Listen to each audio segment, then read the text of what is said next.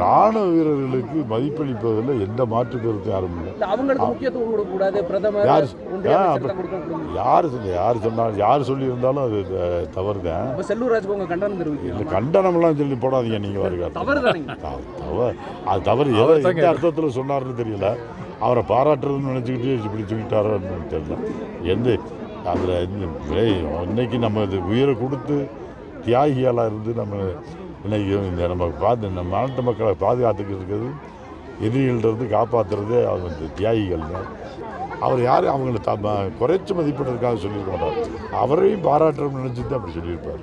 அனைத்து இந்திய அண்ணா திராவிட முன்னேற்ற கழகத்தின் தலைமையிலான இந்த ஆட்சி தான் வரும். அதில் ஒன்றும் சந்தேகம் அது பேச்சே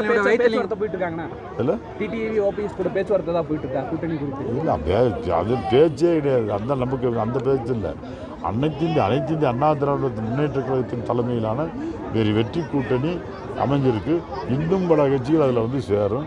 அந்த கூட்டணி நிச்சயமாக வெற்றிகரமான கூட்டணி அமையும்.